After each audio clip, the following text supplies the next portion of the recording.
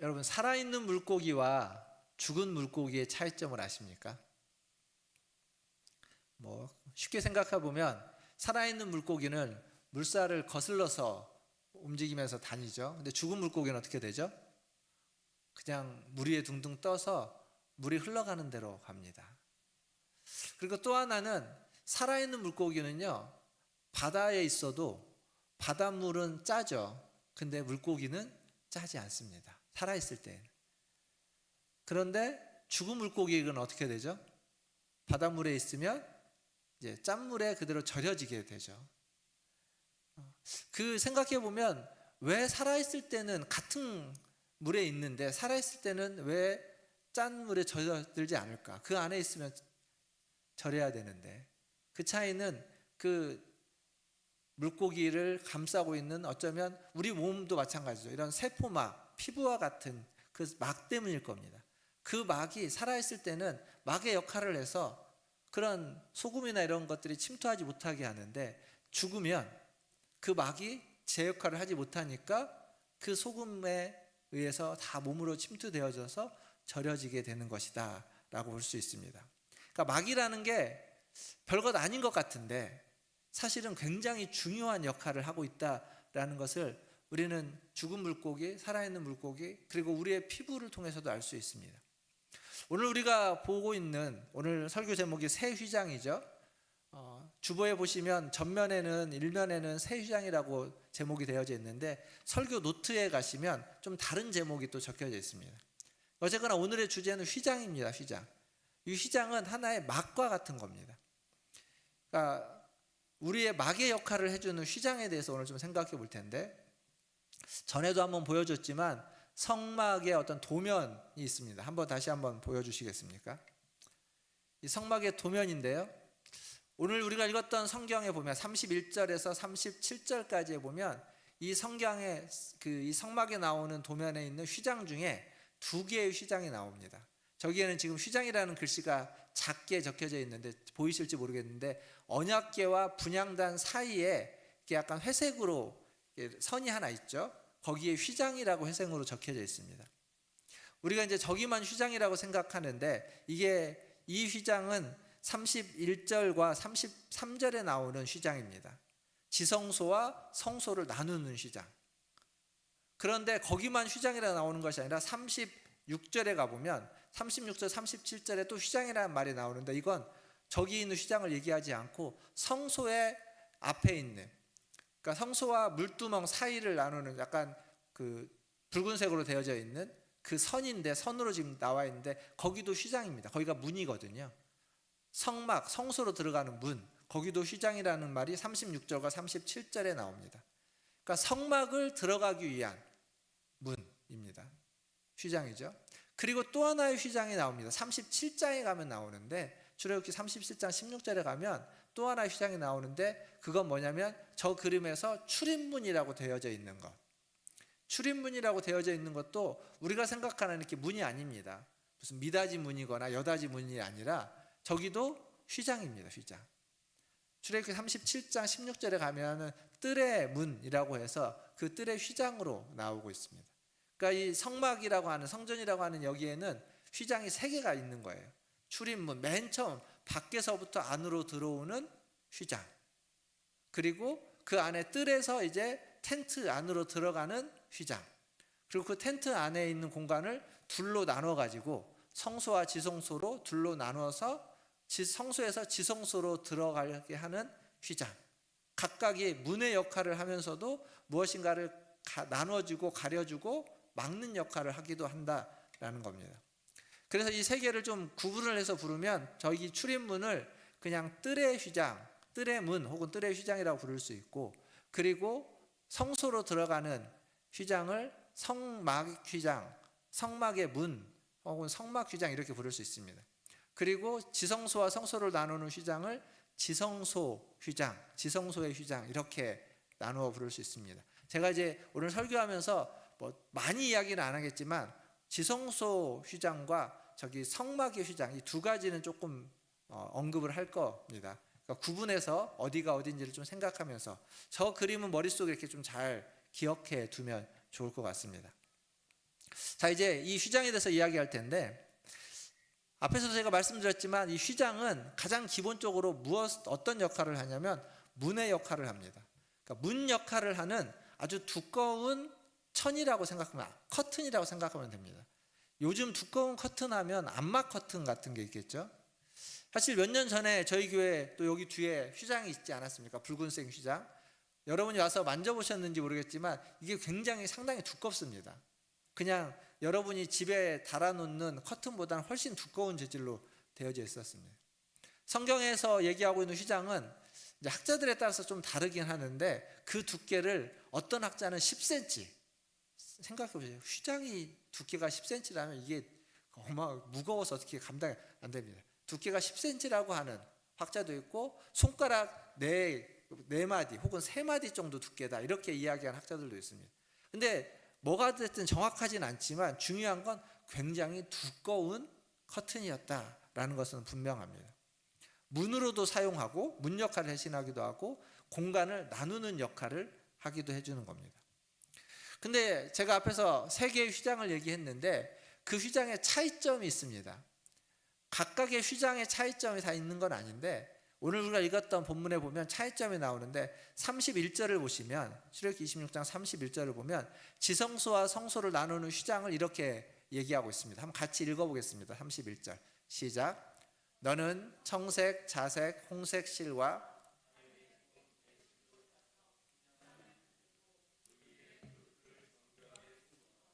아멘. 자, 그리고 36절 한번 같이 읽어보겠습니다. 36절 시작. 청색, 자색, 홍색 실과 가늘게 꼰 배실로 수놓아 짜서 성막문을 위하여 휘장을 만들고. 31절과 36절에 같은 건 뭐고 차이는 뭘까요? 31절도 한번 보여주십시오. 31절 보시고, 36절 보시고, 같은 것과 차이점이 있습니다. 뭐가 같죠? 예, 맞습니다. 청색, 자색, 홍색 실과 가늘게 꼰 배실. 그러니까 재료가 지금 같아요. 그걸 가지고 술을 놓아서 짜서 휘장을 만드는 겁니다. 차이는 뭡니까? 차이가 있습니다. 31절에는요, 36절에는 그냥 수 놓아서라고 되어져 있는데 31절에 가면 그룹들을 정교하게 수 놓아서라고 되어져 있습니다. 그러니까 아마 그 성막의 문의 휘장에도 무엇인가를 수를 놓기는 했습니다. 근데 뭐가 놓아져 있는지는 성경에 언급되어져 있지 않아요. 무엇을 놓으라고 명령하고 있지 않습니다. 근데 수를 놓기는 했어요, 분명히. 근데 31절 지성소의 휘장은 분명하게 그룹들을 수 놓는데 그것도 아주 정교하게 수 놓아라 라고 명령하고 있습니다. 그러니까 이렇게 보면 됩니다. 수 놓는 기술, 직조 기술의 차이가 나는 거예요. 여러분 이런 옷 같은 거 볼 때, 천 볼 때 뭐 100수, 150수, 300수 이런 얘기 하죠. 얼마나 촘촘하게 짰느냐, 그거에 따라서 뭐가 달라지죠? 가격이 달라집니다. 가치가 달라진다는 얘기예요.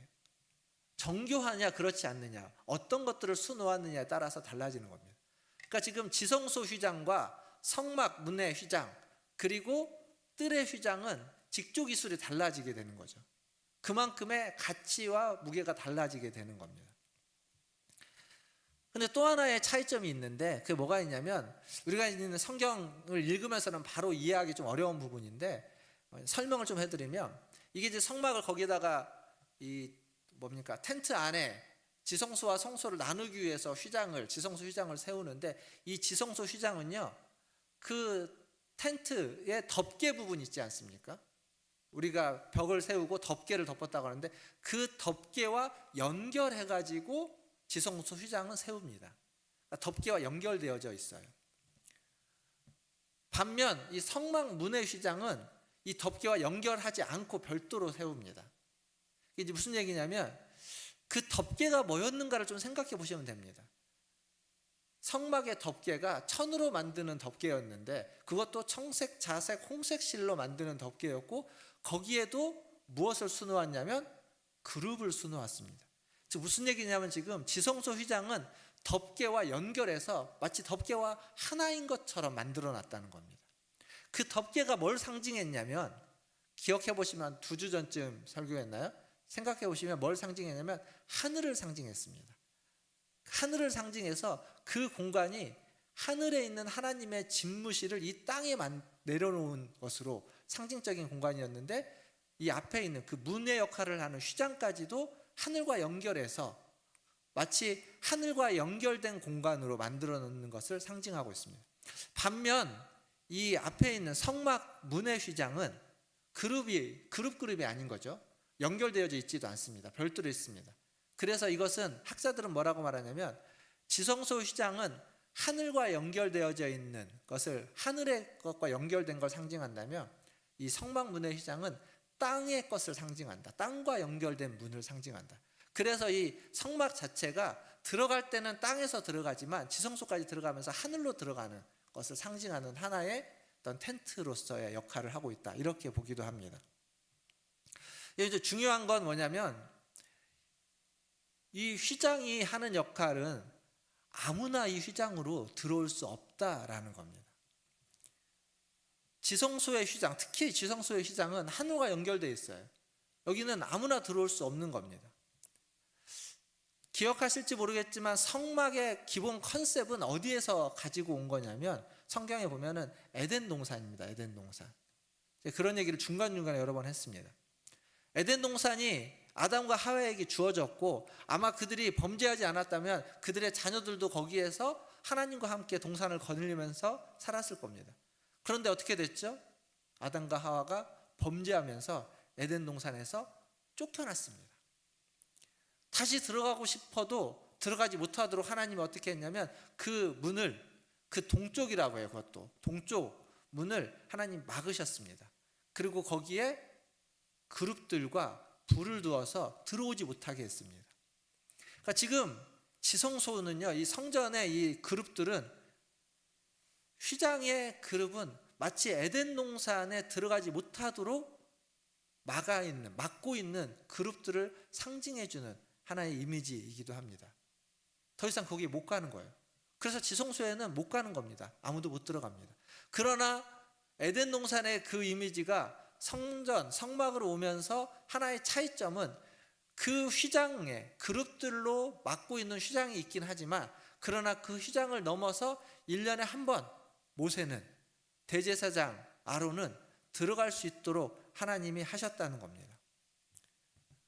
1년에 하루는 들어갈 수 있도록 허락을 받은 겁니다. 근데 그때에도, 들어갈 때에도 그냥 막 들어갈 수 없습니다. 들어갈 때에도 기억하실지 모르겠지만 향로에 향을 피워가지고 속죄소를 연기로 다 덮어서 가린 후에 그때야 비로소 들어갈 수 있었습니다. 그냥 막 들어가면 안 된다는 거예요. 막 들어갈 수 없다는 겁니다. 아무나 출입할 수 없는 공간인 겁니다. 이 휘장은 그런 역할을 하는 거죠. 아무나 갈 수 없다라는 것. 아무나 들어갈 수 없는 곳입니다. 여러분, 이 성막의 새 휘장들은요, 그래서 어떤 역할을 하냐면, 우리 여러분 폴리스 라인이라고 아십니까? 무슨 행사를 하거나 혹은 집회를 하게 되면 경찰들이 쳐놓는 라인이 있습니다. 그 라인은 무슨 하냐면, 그 라인을 넘어오지 말라는 거예요. 출입 금지하는 라인이죠, 쉽게 얘기하면. 그 라인을 넘어오면 어떻게 됩니까? 그럼 이제 문제가 생기는 거죠. 사실 우리나라는 이 폴리스 라인을 쳐도 폴리스 라인을 넘어가는 거에 대해서 그렇게까지 엄격하게 대응을 할 때도 있고 안 할 때도 있고, 이렇게 경찰이 그때마다 좀 많이 다르긴 하는데, 이 공권력이 센 나라, 미국 같은 나라는요, 폴리스 라인을 넘어오면 누구를 막론하고 굉장히 엄하게 합니다. 절대 폴리스 라인 안 넘어갑니다. 그래서 왜냐하면 그들에게는 무기가 있기 때문에, 총을 사용하는 게 가능하기 때문에 폴리스 라인을 넘어간다는 게 생사를 담보하고 넘어가야 됩니다. 그러한 어떤 폭력이 가해져도 그건 정당한 게 되어버립니다. 그러니까 성경에 있는 이 라인, 잘 생각해 보십시오. 출입문이라고 하는 전체의 가장 첫 번째 문은 어떤 역할을 하냐면, 이방인들은 그 안으로 들어오지 못하도록, 이방인 출입 금지라는 사인입니다. 그 라인이, 그 문이. 이방인은 못 들어옵니다. 유대인은 들어올 수 있죠. 유대인은 들어와서 그 뜰에 있지만, 그 뜰 안에서 이제 성막이라고 하는 텐트 안으로 들어가는 이 성막의 휘장은 유대인이라고 다 거기를 못 들어갑니다. 유대인 출입 금지입니다. 누구만 들어가냐? 레위인, 제사장만 들어갑니다. 그것도 반차라고 하는 순서가 정해져 있는 제사장만 그 안으로 들어갈 수 있습니다. 그래서 그들은 성소라고 하는 곳에서 일을 할 수 있고 머무를 수 있는 겁니다. 그런데 이 지성소의 휘장은 제사장이라고 다 들어갈 수 있지 않습니다. 거기도 제사장은 출입 금지입니다. 유일하게 대제사장, 그것도 대제사장이라 할지라도 맨날 들어갈 수 있는 게 아니라 1년에 단 하루만 들어갈 수 있도록 허락받은 공간. 그래서 이 휘장들은 각각의 폴리스 라인 같은 출입 금지라고 하는 역할을 하기도 하는 겁니다. 왜 그렇게 했을까요? 그걸 넘어서면 어떻게 되기 때문에? 죽기 때문입니다. 이방인 출입 금지는 이방인들에게 왜 우리는 거기 못 들어가게 하냐라고 원성을 자아낼 수 있기도 하지만, 그러나 그걸 어기고 들어갔을 때 이방인은 죽게 되는 거예요. 죽여도 그 죄를 묻지 않기 때문에 그들을 위하여서 들어오지 말라는 겁니다. 이 텐트로 만든 성막에는 없지만 솔로몬의 성전 같은 큰 성전에는 이방인의 뜰이라고 해서 그 바깥에 이방인들이 머무를 수 있도록 하는 공간을 별도로 만들어 놓습니다. 거기에 있으라는 거예요. 안전하게. 유대인이라고 해서 안에 들어왔지만 그 뜰에 있지 않고 성막, 성소 안으로 들어가면 죽으니까 안전하게 여기에 머물러 있어라고 해서 라인을 쳐놓는 겁니다. 휘장을. 제사장이라고 해서 다 지성소에 갈 수 없다는 겁니다. 거기로 가면 죽으니까 여기에만 머물러 있어라 라고 해서 이 라인을 쳐놓는 겁니다. 그 선을 지키면 어떻게 되는 거죠? 안전하다는 겁니다. 그러나 그 선을 어기면, 그걸 무시하고 내 마음대로 들어가면 어떻게 되는 겁니까? 어떤 위험에 처할지 모른다는 겁니다. 어떤 위험에 처할지 모르고 그러한 위험이 내게 와도 항변할 수 없게 되는 겁니다. 그런 의미에서 휘장은 폴리스 라인이라고 하는 출입 금지를 명령하는 이 라인은 우리에게 은혜입니다. 은혜. 구약과 이 성전은 어쩌면 죄인인 인간의 한계를 정확하게 보여줍니다. 그러나 출입 금지인 휘장을 통해서 하나님은 죄인인 우리가 죽지 않을 수 있는 안전한 선을 그어 놓으신 겁니다. 어디까지 가면은 안전한지, 어디를 넘어서면 안 되는지, 아무나 들어오면 안 된다는 것을 분명히 이야기해 주면서 지켜주고 있는 겁니다. 그걸 무시하고 들어가게 되면 하나님께 가까이 가는 것일 수 있습니다. 지성소 안에, 속죄소 위에 하나님이 계시기 때문에 거기를 가까이 가고자 하는 열망이 있을 수 있습니다. 그러나 하나님의 선을 넘어서서 무시하고 들어가면 그 하나님의 거룩한 영광 앞에 우리가 노출되면 그걸 감당할 수 없는 죄인인 우리는 그 하나님의 영광으로 말미암아 죽음을 맞이할 수도 있기 때문에 하나님은 자신을 지성소의 휘장으로 가리시고 그 안에서 자신을 감추신 겁니다. 누구를 위하여? 우리를 위하여. 그게 출애굽기 33장에 가보면 모세가 하나님의 영광을 보여달라고 했을 때 내 영광을 본 자는 살 수 없다라고 하면서 하나님이 모세를 바위 사이에 모세를 밀어 넣으시고 그 앞으로 지나가시면서 하나님의 영광을 보여주지 않습니다. 하나님의 뒷모습, 등만 보여줍니다. 누구를 위하여서? 모세를 위하여서. 모세를 살리기 위해서. 지금 그것이 성막의 이 휘장들의 역할이라는 겁니다. 하나님이 죄인인 우리를 위하여서 하나님을 그 안에다가 밀어 넣으시고 휘장으로, 3번에 걸친 휘장으로 막으시고 아무나 들어올 수 없도록 그렇게 막아 놓으셨다는 거죠. 그런 의미에서 이 휘장은, 이 하나님이 치신 이 라인은, 이 선은 우리에게 은혜입니다. 우리를 지키시기 위해서, 우리를 보호하시기 위해서 은혜입니다.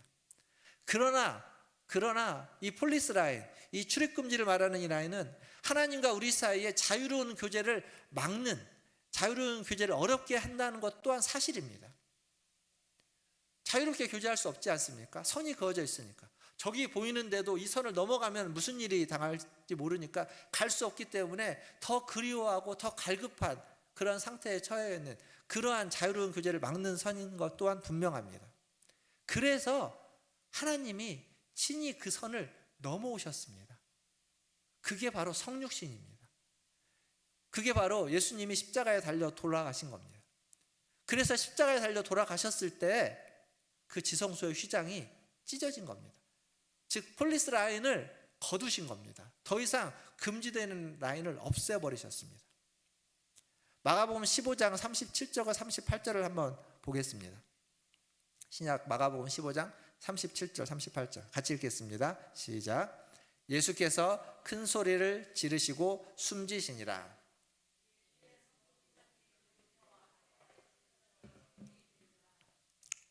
성소 휘장이 위로부터 아래까지 찢어져 둘이 되니라. 성소의 높이가요, 전에 성막을 이야기하면서 높이를 저희가 얘기했습니다. 짧게는 한 17m, 18m, 길게는 한 20m 정도. 그러면 지금 여기 높이가 여기가 한 20몇 m 될 겁니다. 30m 좀 안 될 거예요. 그것보다는 조금 낮는데 굉장히 높아요. 휘장을 찢는다고 했을 때 사람이 찢으려면 어떻게 찢을 수 있을까요? 밑에서부터 찢겠죠. 근데 아까 읽었던 말씀에 보면 휘장이 위로부터 아래까지 찢어져서 둘이 되었다. 완전히 갈라졌다는 거예요. 하나님이 하셨다는 이야기입니다. 이건 자연적인 일이 아니라 초자연적인 일, 하나님이 하신 일이다라는 얘기입니다. 하나님이 찢으셨다라는 거죠. 그러니까 예수님의 죽음에 맞춰서 예수님이 십자가에서 운명하실 때, 숨을 거두실 때 그 사건이 일어났고, 그리고 그것은 하나님이 하신 일이다라는 겁니다. 왜 찢으셨냐? 왜 그 휘장을 찢었냐라는 거죠. 그동안 출입을 금지해 왔던, 그동안 대제사장도 1년에 단 하루만 들어갈 수밖에 없도록 출입을 금지해 놨던 그 출입금지 휘장을 왜 찢었느냐? 왜 예수님이 십자가에 죽으실 때 찢어놨느냐라는 겁니다. 쉽게 말하면 이제는 더 이상 그 출입금지 선을 철수했다는 거예요. 해제했다는 겁니다. 출입금지를 이제 해제시켰다는 거예요. 금지된 곳이 아니다라는 겁니다. 누구나 출입할 수 있도록 해줬다라는 겁니다. 성소와 지성소를 나누는 휘장을 없앰으로써 하나님의 보좌 앞에, 하나님의 보좌실에, 하나님이 진무하는 그곳에 자연스럽게 들어갈 수 있도록 했습니다. 이걸 히브리서 19장 10절과 20절, 히브리서 10장 19절과 20절에서 이렇게 이야기합니다. 같이 한번 읽어보겠습니다. 히브리서 10장 19절입니다. 시작. 그러므로 형제들아, 우리가 예수의 피를 힘입어 성소에 들어갈 담력을 얻었나니 그 길은 우리를 위하여 휘장 가운데로 열어놓으신 새로운 살 길이요, 휘장은 곧 그의 육체니라. 아멘. 휘장이 곧 그의 육체다. 육체가 죽으심으로 이제 휘장도 죽었다는 겁니다. 휘장이 사라졌다는 거, 찢어버렸다는 거, 휘장의 역할을 이제 못하는 겁니다. 그러므로 새롭고 산 길, 여기 말한 것처럼 휘장 가운데로, 휘장을 열어서 그 가운데로 하나님이 새로운 길, 살 수 있는 새로운 길을 열어놓으셨다라고 이야기하는 겁니다. 이제 우리는 그리스도의 피로 말미암아서 그리스도 안에서 어떤 금지선도 없이 하나님을 만날 수 있습니다. 하나님께 나아갈 수 있는 겁니다. 예수님의 이름을 부르면 하나님의 보좌 앞에 우리는 다다를 수 있습니다. 그리스도의 십자가 앞에서 우리는 하나님을 만날 수 있게 되었다라는 이야기입니다. 오늘 또 우리는 그리스도의 피에 힘입어서 하나님 앞에 나왔습니다. 이 길은 예수님이 자신의 육체로 열어놓으신 새롭고 산 길이다라고 이야기하고 있습니다. 매일매일 이 새로운 길, 이 새롭고 산 길을 통하여서 하나님 앞에 나아가시는 저와 여러분 되기를 주님의 이름으로 축원드립니다. 이렇게 우리가 하나님께 나아가는 것이 쉬워졌다면 반대로 하나님이 우리에게 오는 것도 쉬워졌다는 겁니다. 그전에는 성막 안에 지성소에만 하나님이 계셨습니다. 지성소 휘장으로 하나님이 거기를 벗어날 수가 없었습니다. 물론 하늘에서 이 땅으로 내려오시기는 했지만 그럼에도 불구하고 그곳에 머물러 있었다라고 이야기할 수 있습니다. 그건 하나님의 능력이 부재해서가 아니라 하나님이 인간들을 위하여, 죄인인 우리를 위하여, 우리의 연약함으로, 우리의 죄 때문에 하나님이 스스로를 거기에 한정시켜 두셨습니다. 그런데 이제 그 문제를 그리스도의 십자가의 죽음으로 말미암아 해결하신 겁니다. 인간의 죄의 문제를, 인간의 연약함의 문제를, 인간의 악함의 문제를 예수님이 해결하셨기에 그 휘장을 걷어내시고 이제 하나님은 거기에만 계시는 것이 아니라 어디에든 가실 수 있도록 하나님은 행해 놓으셨습니다. 그러니까 휘장을 찢으시고 하나님이 속죄소를 넘어서 이제 사람들에게 오는 겁니다. 잘 생각해 보십시오. 구약시대는요, 하나님이 역사를 하시는데 성령의 역사가 있는데 그 성령의 역사가 모든 사람들에게 있지 않고 하나님이 택한 특별한 사람에게, 그리고 그 사람에게도 특별한 순간에만 있었습니다. 지속하지 않아요. 대표적인 인물이 누구냐면 사울입니다. 사울. 사울이라고 하는 이스라엘의 초대 왕은 하나님의 선택을 받은 자입니다. 제비뽑기를 통해서 선택받았어요. 그리고 사무엘서에 보면 사울 왕은요, 하나님의 성령의 충만함을 입기도 합니다. 그래서 예언을 하기도 해요. 성령의 기름 부음을 받았습니다. 그런데 사울 왕은 성령의 충만함을 받았지만 잠시 뒤에 그 성령이 떠나가고 결국 어떻게 되냐면 악신이 그에게 들어오게 됩니다. 분명 그는 하나님의 백성으로 부름받았고 선택받았고 그리고 하나님의 성령의 충만함을 받았지만 그러나 잠시뿐이었습니다. 성령은 떠나가고 악령이 그에게 들어왔습니다. 그게 구약의 하나의 단적인 우리의 제한된 모습입니다. 그러나 신약에 오면 소위 말하는 신약시대, 성령시대라고 하는 시대에 오면 지위고하를 막론하고 모두에게 성령님이, 하나님이 택한 모두에게 성령님이 주어집니다. 부어집니다. 그것도 잠시 있다가 떠나는 것이 아니라 영원히 함께한다고 이야기합니다. 우리 안에 들어와서 우리의 몸을 성전 삼아서 영원히 거주하는 겁니다. 우리 몸 안에 들어와서 내주해서 때로는 우리가 하나님의 뜻대로 살지 못해서 그 성령님이 저 한쪽 꺼다놓은 보릿자루처럼 그 한쪽에 머무를 수밖에 없을지라도 그러나 우리 안에서 떠나지 않는다고 약속하고 있다라는 겁니다. 한번 이렇게 성전 아까 그림을 떠올리면서 한번 상상해 보십시오. 성막의 제일 안쪽에 있는 지성소의 속죄소 위에 계셨던 하나님, 그 하나님이 휘장을 위에서 아래로 찢으시고 그곳에서 일어나서 그 새롭고 산 길은 그 길을 저벅저벅 걸어가지고 부정한 세상 속에 속된 영역에 살고 있는 우리들에게로 걸어오시는 겁니다. 우리가 하나님 앞에 나아가는 것도 있지만 그 하나님이 그 길로 우리에게 걸어오신다는 겁니다. 그게 신약시대, 성령시대를 살아가고 있는 우리에게 주어진 은혜이고 복이다라는 겁니다. 그리고 우리는 그러한 은혜와 복을 여기 계신 여러분 모두가 다 받았다라는 겁니다. 이제 말씀을 뵙겠습니다. 다윗은 시편 51편에서 이렇게 고백합니다. 자신의 죄를 고백하면서 이렇게 이야기합니다. 같이 읽겠습니다. 51편 11절 시작. 나를 주 앞에서 쫓아내지 마시며 주의 성령을 내게서 거두지 마소서. 그는 범죄하고 회개했습니다. 그리고 고백하는 겁니다. 그러나 그 안에 걱정이 있는 거예요. 두려움이 있습니다. 주님이 나를 쫓아내시진 않을까? 주의 성령을 내게서 거두어 가시진 않을까?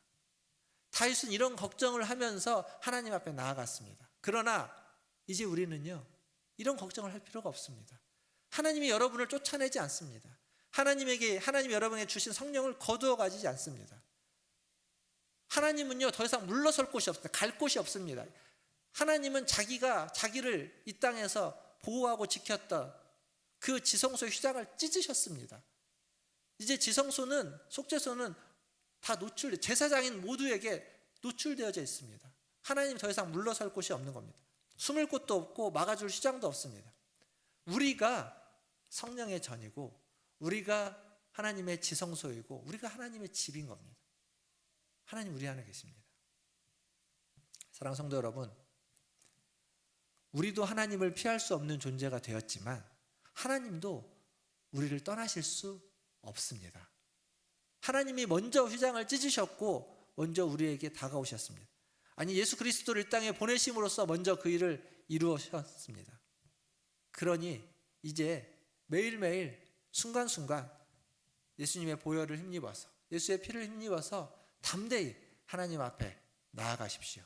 여러분 앞에 새롭고 산 길인 그 길을 통하여서, 그 길을 따라서 하나님 앞에 나아가시면서 하나님을 만나시고 하나님을 예배하시고 하나님을 누리시고 하나님과 함께 기뻐하시고 함께 살아가시는 저와 여러분 다 되시기를 주님의 이름으로 축원드립니다.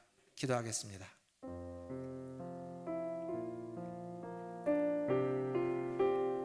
우리에게 주어진 휘장이 있었지만, 우리를 지켜주기 위한 휘장이 있었지만 이제는 지켜줄 필요가 없이 되었기에 그 휘장을 거두어 가셨습니다. 그래서 우리는 담대히 나아갈 수 있습니다. 무엇에 의지해서, 예수 그리스도의 보혈을 의지해서, 우리를 위하여 십자가에 달리신 그분을 의지해서 우리는 하나님 앞에 담대히 나아갈 수 있습니다. 두려움 없이, 염려 없이, 걱정 없이 하나님 우리를 버리지 않습니다. 쫓아내지 않고 우리를 모른 척하지 않습니다. 우리에게 주신 성령을 거두어가지 않습니다. 오늘 시간 기도할 때 오늘 이 말씀을 기억하면서 내게 주어진 복이 무엇인지, 내가 누릴 수 있는 은혜가 무엇인지, 내가 어떻게 하나님을 섬기고 어떤 마음으로 하나님께 나아가야 되는지, 그리고 하나님 나에게 어떻게 찾아오시는지를 기억하면서 함께 기도하며 나아가겠습니다. 기도하겠습니다. 하나님 아버지, 오늘도 하나님 앞에